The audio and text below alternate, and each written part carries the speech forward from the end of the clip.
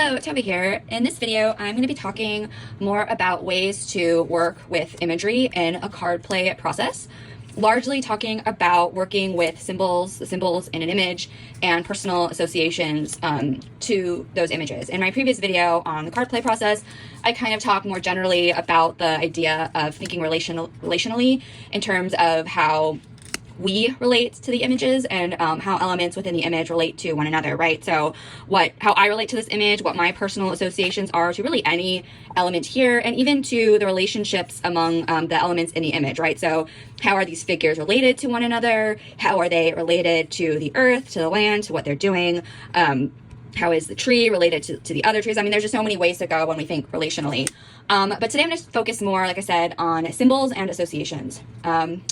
So when we're working with an imagery card in card play, this is a tarot deck, the idea is really to look for the symbolic meaning in the images, right? So images often communicate through symbols, which are kind of, visual metaphors that really hold complex and layered meaning.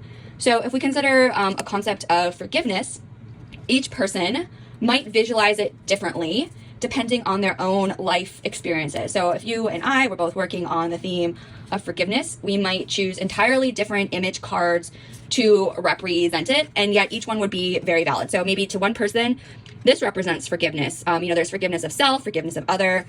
Maybe this represents forgiveness to someone. I mean, there's so many different visual ways to represent forgiveness, right? Even if we're thinking relationally, maybe these people in this scene, there's an idea of forgiveness. Maybe this figure is seeking forgiveness from these people. It really varies depending on different people's associations to forgiveness, to the idea of forgiveness, and to the image in the card.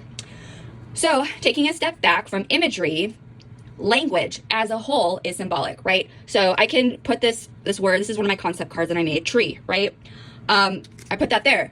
There's no, even if we take the images away, right? There's no tree here, but I'm representing the idea of a tree with the word tree, right? And what kind of tree, right? There's redwood trees, there's oak trees, there's so many different types of trees, right? And so if we just have that word tree, what does that bring up? There could be a fallen tree, a tree in fall, a tree in summer, a tree in spring, a baby tree, a sapling.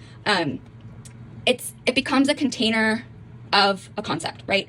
And shield, gold coins, glasses, architect. These are all just words, but they represent concepts. They represent items, tangible, an architect could be like a role or a job, or a person who's an architect. But these things aren't here, right? We don't have an actual tree here. We don't have glasses here. We don't have gold coins. We're representing those ideas or concepts symbolically through the word.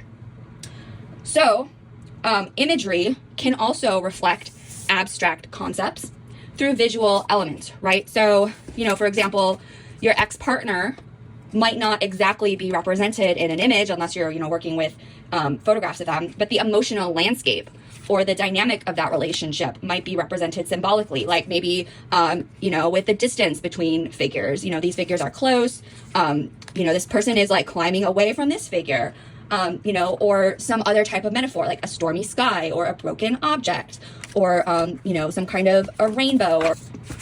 So that's what I mean when I encourage you to think symbolically, to explore what an image might be mirroring in your own story, what it evokes in you, and what it calls forth internally from you, from your own intuition and deeper intuitive knowing. So another thing I want to talk about is associations, right?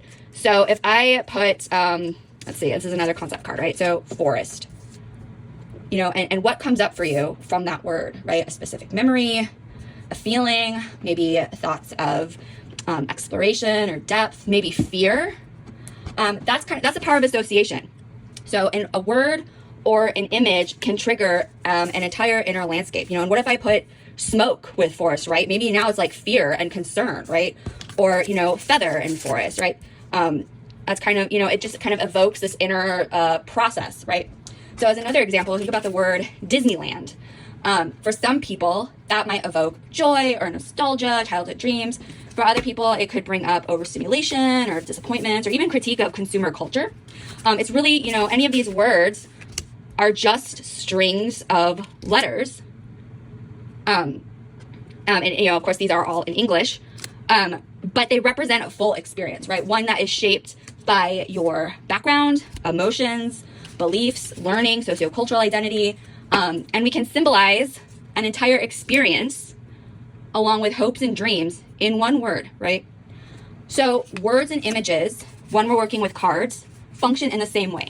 They open a doorway to your personal association. So what arises in you when you see them is deeply connected to your lived experiences.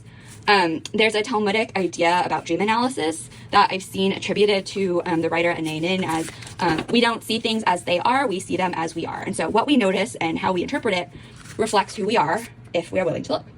And so, just a note that, not all associations are helpful. Some may have once protected you, but now they limit you. Others might be based on past narratives that no longer serve your current reality. And so by becoming more aware of your associations, you give yourself power. You empower yourself to question them and, if necessary, transform them.